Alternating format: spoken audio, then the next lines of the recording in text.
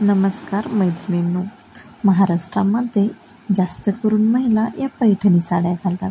तर तुम्ही पैठणी साडीवर कसे मंगळसूत्र घालावे, तर तुम्ही पैठणी साडीवर असे डोरले टाईप मंगळसूत्र नक्कीच घालू शकता. हे मंगळसूत्र घातल्यानंतर खूपच सुंदर व आकर्षक दिसतात. लग्नामध्ये नववधूला हे मंगळसूत्र महाराष्ट्रामध्ये आवर्जून घालतात.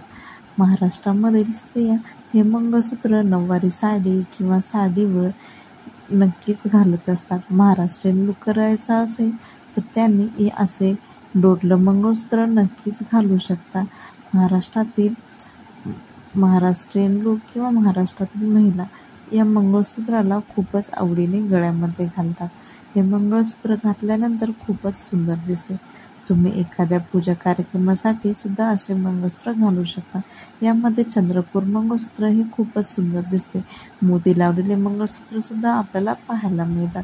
ज्वेलरी शॉपमध्ये या डोरलं मंगळसूत्राच्या नवनवीन डिझाईन सुद्धा पाहायला मिळतात.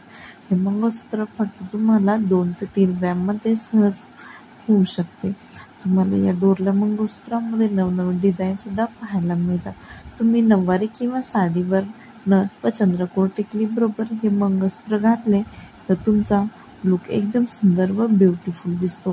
तुम्ही हे मंगळसूत्र एखाद्या लग्न समारंभाकरिता सुद्धा ट्राय केला तर तुमचा लुक हा खूपच ब्युटिफुल दिसतो. हे मंगळसूत्र तुम्ही नक्कीच ट्राय करा. व्हिडिओ आवडल्यास लाईक, शेअर, सबस्क्राईब करा. धन्यवाद.